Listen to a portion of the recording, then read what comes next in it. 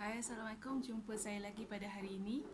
Okey, hari ini dengan topik yang lebih baik. Maybe anda pun menunggukan topik saya hari ini, iaitu kenapa takdir setiap orang kita berbeza. Okey.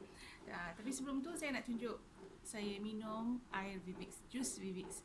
Okey, jus Vivix saya dah hampir nak habis. Jadi apa yang saya buat ialah bila dah nak hampir habis kan, kita tak nak bazirkan setitis pun. Jadi saya goncang, buat air sejuk dan goncangkan Vivix tu, dan jadilah segelas Vivix. Jadi yang ni pun dah 5 ml, cukup untuk satu hidangan yang setiap hari kita ambil. Jom minum air Vivix hari ni. Sedap. Okey, topik kita hari ni ialah betul ke takdir penentu segala-galanya. Okey. Kau tahu tak, kalau ada orang yang contohnya ada dua orang yang latar belakang yang sama, pendidikan yang sama, yang belajar di sekolah yang sama, latar belakang keluarga yang sama, ibu bapa bekerja sebagai government servant dan sebagainya kan. Tapi kenapa salah seorang cukup berjaya, salah seorang lagi biasa-biasa sahaja. Okey. Jadi sebenarnya di sini ialah saya nak kongsikan dengan anda tentang bagaimana kita react kepada sesuatu situasi. Contohnya, aku ni dah takdirkan macam ni, tak berjaya. Exam pun dapat cukup-cukup makan sahaja. Contohnya, ada satu lagi juga, biarlah memang dah ditakdirkan kita ni miskin. Tak boleh nak buat apa dah. Ataupun dia kata macam ni, biarlah COVID ni memang macam ni dah kita pun dah ditakdirkan, dah dibuang kerja dan sebagainya. Kita dapatkan bantuan aja lah. Okey. Tapi berbeza bagi orang yang melihat situasi.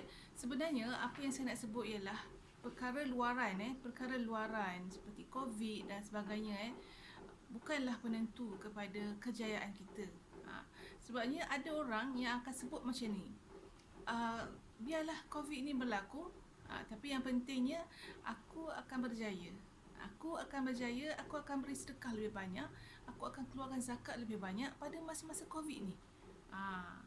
Aku akan dapat income lebih banyak walaupun pada masa-masa COVID ni. Contohnya dia kata begitu. Aku tak dapat markah 90 ataupun 100 bulan lepas. Tapi bulan ni ujian maths aku mesti dapat 100.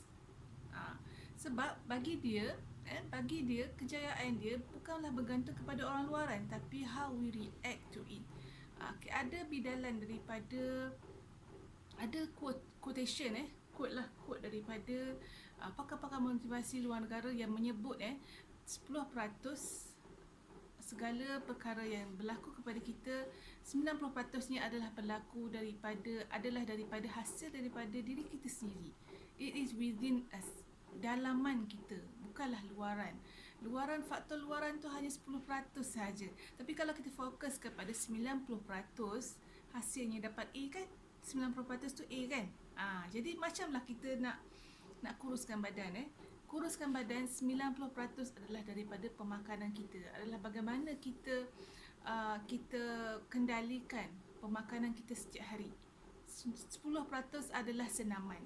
Setengah orang dia fokus pada senaman.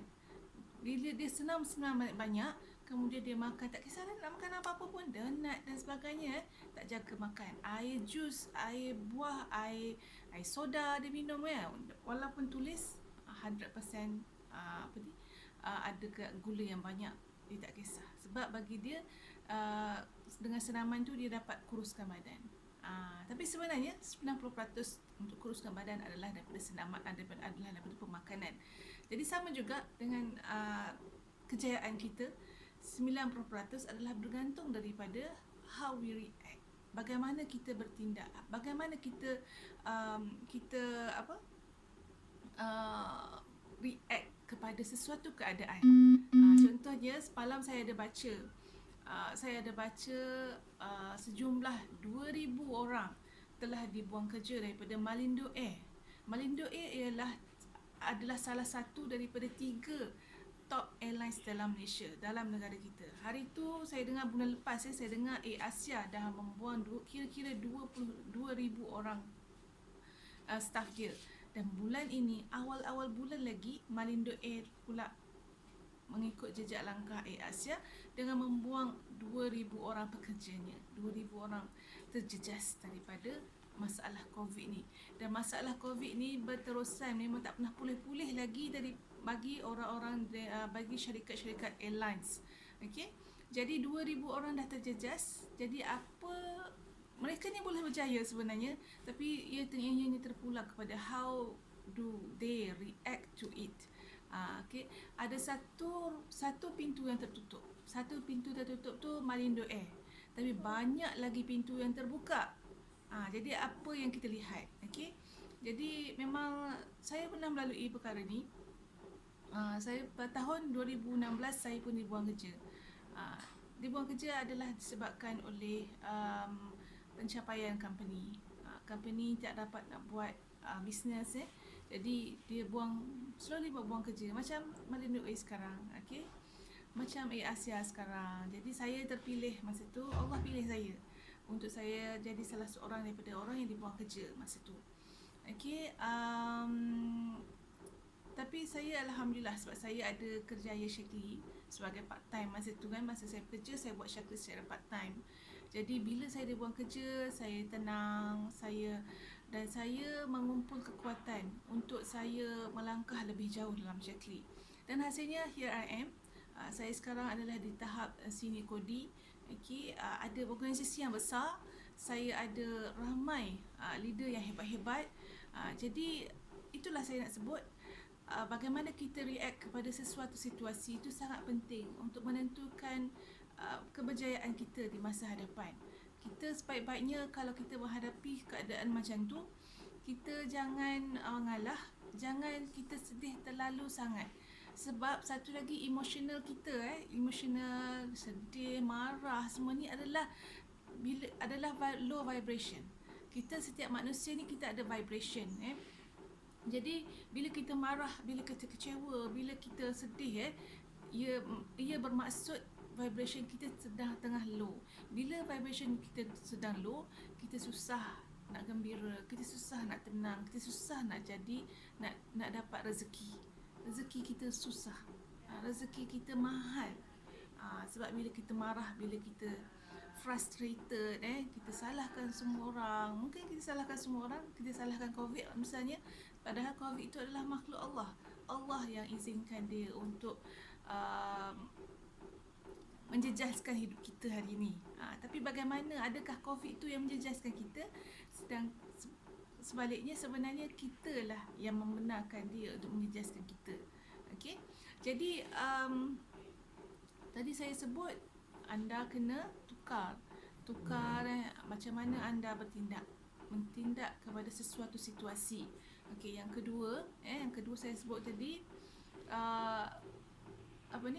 tenangkan diri anda. Vibration anda kena keep tinggi. Tenang, syukur. Dalam keadaan macam tu pun kita boleh bersyukur. Contohnya kalau masa saya buat berhenti kerja, saya bersyukur sebab saya dapat bersama-sama anak-anak saya. Saya boleh uruskan anak-anak saya sendiri. Kemudian masa tu pun saya boleh jaga ayah saya. Ayah saya rupanya sakit masa tu. Jadi saya ada masa untuk berbakti kepada ayah saya dan mak saya. Okey. Jadi itu adalah satu part of kesyukuran yang kita kena nampak. Jadi sama juga dengan staf Malindo Air ataupun siapa sahaja yang terjejas disebabkan oleh COVID ni. Jadi anda kena lihat apakah kesyukuran yang anda boleh tanamkan. Okey. Jadi keep your emotion to at high level. Vibration you mesti high level. Okey. Kemudian yang ketiga adalah yang paling penting adalah you tulis jurnal kesyukuran you. Setiap hari you jangan miss buat jurnal kesyukuran. Jadi tiga benda ni kalau you react to it dengan baik, kalau you keep your vibration at high energy, kemudian yang kalau you buat jurnal kesyukuran setiap hari, insya-Allah you will have a good day, you will tukar takdir you dengan kepada yang lebih baik. Sebab takdir ni bukannya Allah yang tentukan semata-mata, tapi kita yang menentukan. Allah ni penuh dengan keberlimpahan. Allah ni nak bagi kita rahmat. Allah ni nak bagi kita semua kebahagiaan tau sebenarnya. Tapi kalau kita sendiri yang menolak kebahagiaan tu, memang tak dapat lah. Sebab saya bercakap daripada ilmu, daripada magnet yang saya belajar daripada Ustaz Hakim, daripada Nilofa dan sebagainya, daripada Profesor Muhayya. Jadi semua ni sebenarnya orang-orang kita ni, setiap orang ni ada rezeki dia yang melimpah ruah sendiri. Tapi macam mana kita nak dapatkannya, itulah cuba gunakan 3 tips yang saya berikan tadi. Okey, itu sahaja perkongsian saya hari ini. InsyaAllah semoga hari anda hari ini ceria sahaja dan anda mendapat keberkatan dan rezeki yang melimpah ruah hari ini.